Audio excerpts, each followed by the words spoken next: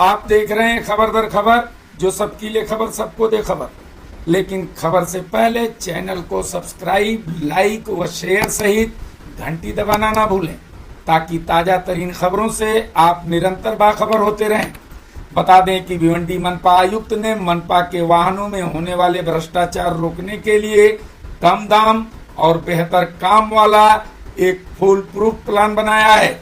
बता दें कि भिवंडी निजामपुर शहर महानगर पालिका के आयुक्त डॉक्टर पंकज आशिया ने मनपा के वाहनों की मरम्मत और रखरखाव पर होने वाले अनावश्यक खर्चों तथा डीजल पेट्रोल की चोरी को रोकने सहित उन्हें सड़क पर 5 साल तक नियमित रखने के लिए लगभग 1,06,20,000 रुपए की निविदा मंगाकर यह काम निजी ठेकेदार के हाथों सौंपने का निर्णय लिया है।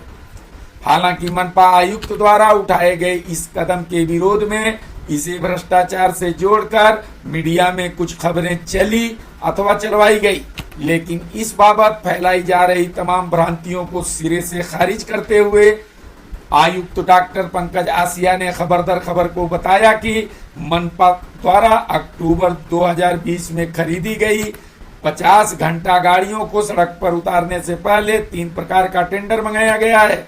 डॉक्टर आशिया के मुताबिक हम पहले जैसा नहीं करेंगे कि यह गाड़ियां ठेकेदार चलाएगा अथवा ठेकेदार पेट्रोल या डीजल डलवाएगा।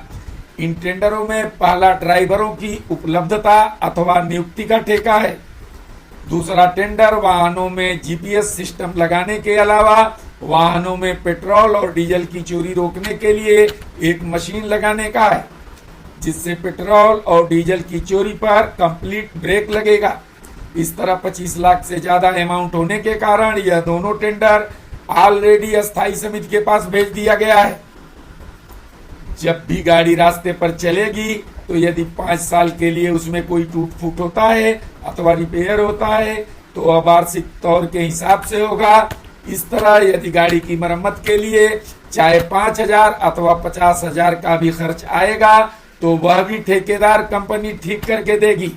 इसलिए हमने 5 साल के लिए टेंडर मंगवाया है, क्योंकि गाड़ी रोड पर उतरेगी तो उसमें छोटी बड़ी कई खराबियां होती हैं अथवा गाड़ी एक्सीडेंट करती है तो मनपा का न तो कुछ नुकसान होगा और न ही एक पैसा खर्चना पड़ेगा, क्योंकि वह सब ठेका कंपनी दुरुस्त करके देगी।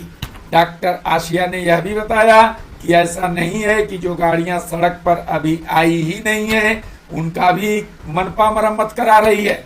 इस तरह की गलतफहमी और भ्रामक खबरें अनावश्यक तौर पर पता नहीं क्यों फैलाई जा रही हैं, जबकि यह ठेका तब अमल में आएगा जब गाड़ी रास्ते पर दौड़ने लगेगी।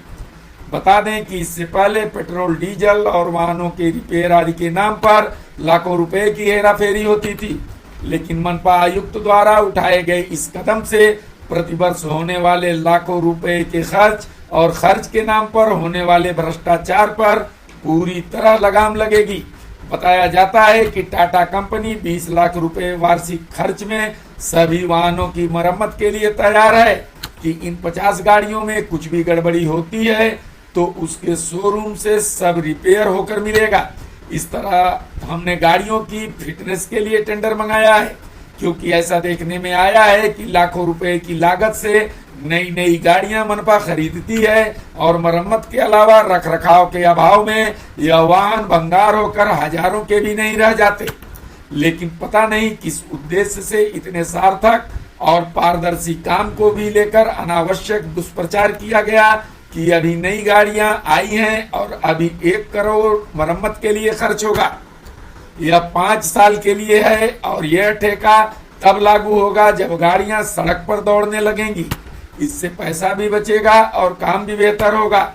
नहीं तो पहले हर गाड़ी के खराबी के लिए टेंडर होता था, फिर मरम्मत होती थी। हालांकि अभी टेंडर मंगाने का प्रस्ताव अस्थायी समिति को भेजा गया है और जब टेंडर फाइनल होगा तब भी उसकी मंजूरी का प्रस्ताव अस्थायी समिति में ही जाएगा। ये सब पब्लिक डोमेन में है।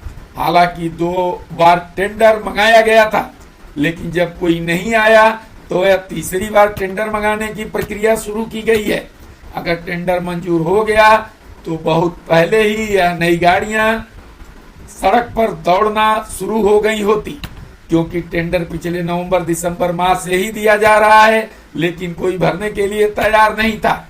यहाँ इस बात का उल्लेख आवश्यक है कि भिवंडी में एक खास ग्रुप और लाभी के कारण यहाँ के ज्यादातर ठेकेदार आने को तैयार नहीं होते और तेरी भी चुप और मेरी भी चुप अथवा मौसेरे भाई की नीति के तहत ज्यादातर टेंडर टॉप 10 नगर सेवकों की मिली भगत से आपस में ही सल्टा दिए जाते हैं।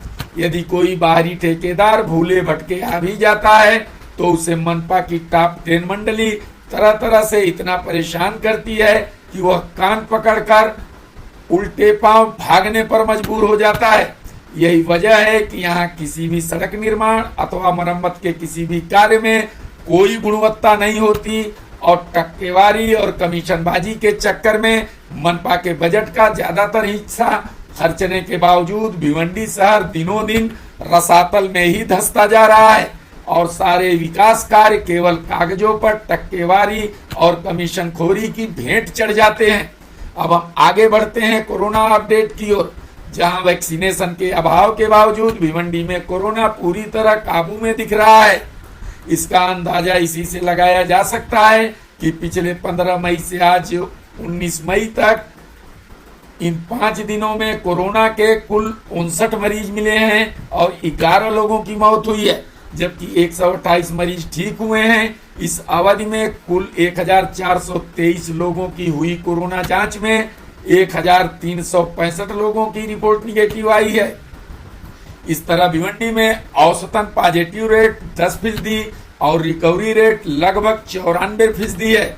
कोरोना के मरीजों की मौत के बारे में मनपा आयुक्त डॉक्टर पंकज आशिया का कहना है कि इनमें ज्यादातर मौतें कल्याण और मुंबई सहित अन्य स्थानों पर हुई हैं। डॉक्टर आशिया के मुताबिक यहाँ का आधार कार्ड धारक कहीं भी मरे उसका आंकड़ा भिवंडी के खाते में ही जुड़ता है। इनमें कई मौतें मार्च और अप्रैल में दूसरी जगहों पर हुई हैं, लेकिन जैसे जैसे उनकी मौत की सूचना भिवंडी मनपा को जिस डेट में दी जाती है उसकी मौत का आंकड़ा उसी दिन ही दर्ज कर मनपा द्वारा जारी बुलेटिन में दिया जाता है। यहाँ इस बात का उल्लेख आवश्यक है कि वैक्सीन की अनुपलब्धता अथवा चक्रवाती तूफान और बारिश के कारण पिछले 4 दिनों से किसी को भी कोरोना के टीकाकरण का लाभ नहीं मिला है।